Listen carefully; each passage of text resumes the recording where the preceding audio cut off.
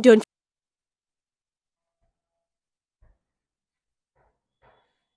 to clear the air.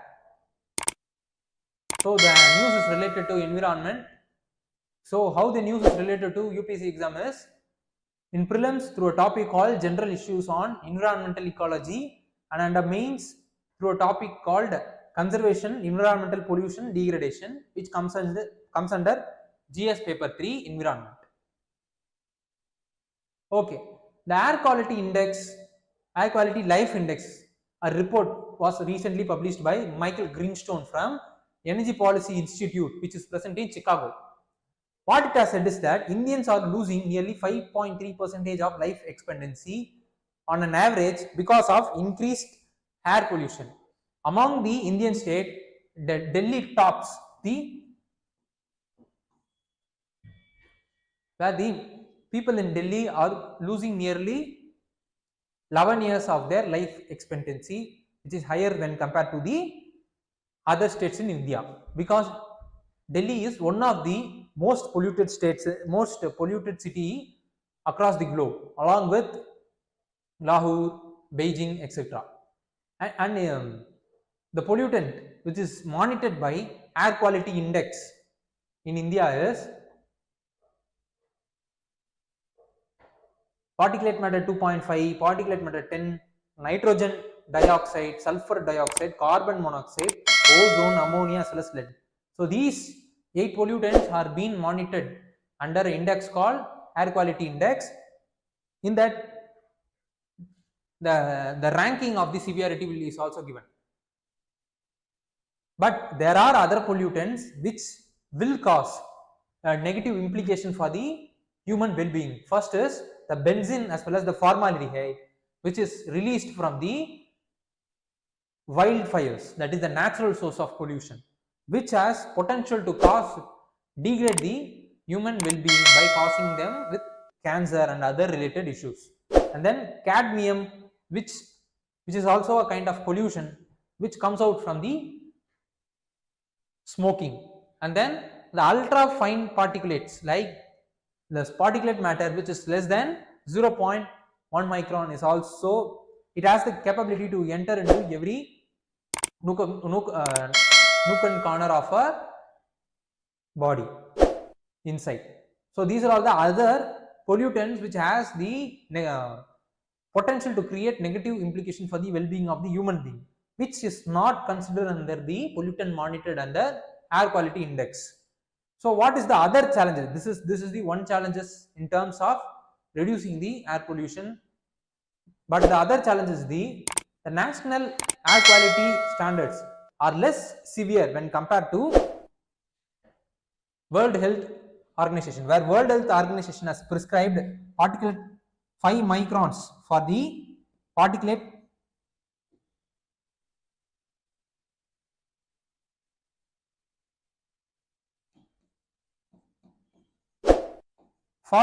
matter 2.5, but the air quality index of India has prescribed 40 microns, the prescribed limit of 40 microns for particulate matter 2.5.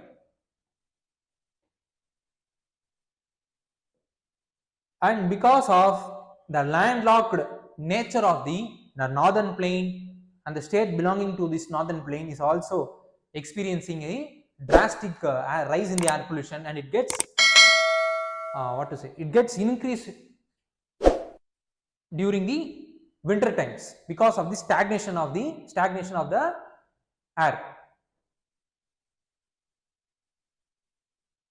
So what is the causes? The author is saying is that first and foremost, apart from the point sources as well as the non-point sources which we all be aware of, there are other sources like line sources, which is like in the case of the pollution that is arising out of the vehicle, and then the point sources, the power plant as well as the factories, and then the area sources, the garbage dump sites, and then the sewages, and then the natural sources, and then the natural sources like forest fires and as well as volcanic eruption. So these are all the other causes for, apart from the points and non-point sources, and then outdoor as well as indoor kind of sources. These are all other source causes which is mentioned by the author. And what harms the air pollution, the rising deterioration in the air pollution creates to the human well-being is, first and foremost, it will increase the blood pressure, that is the hypertension. Secondly, cardiovascular disease, cerebrovascular disease, peripheral vascular diseases will also get increased. Thirdly, it will lead to rise in the cancer cases because of increased inhaling of the air pollutants, and then lung disease, asthma, and then particulate matters. Right now, in most of the cases, it is found in fetal brains also, and then mother's placenta.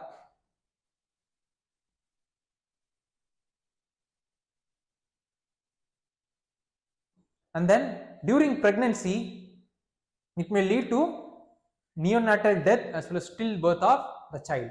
So these kind of negative implications the air deterioration in air quality has.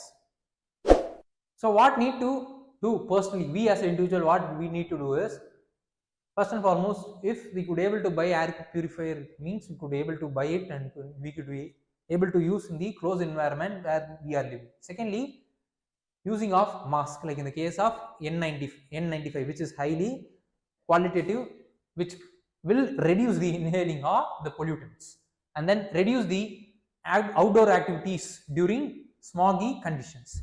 These are all the precautionary measures which need to be taken at the individual level. So what are the measures need to be taken at the policy level is, first and foremost is that there need to be drastic transmission to the electric vehicles, like in the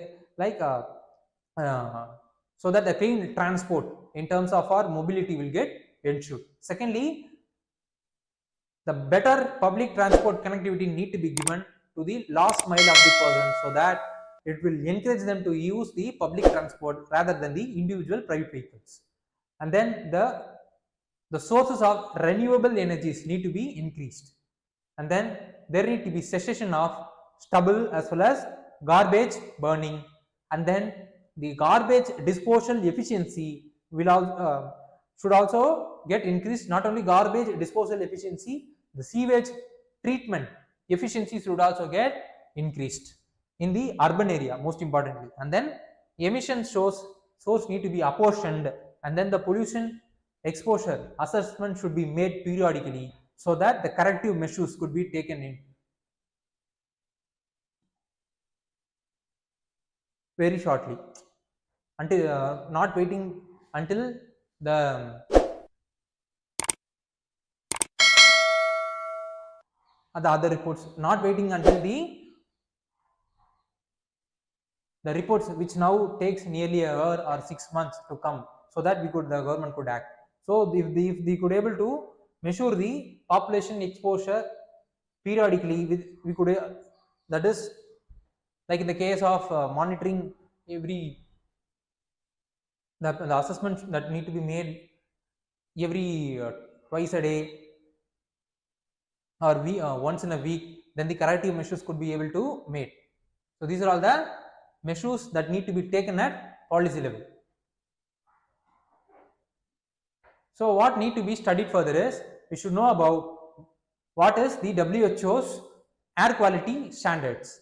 Secondly, we should also know about what is the structure, functions and the objectives of Environmental Act 1986.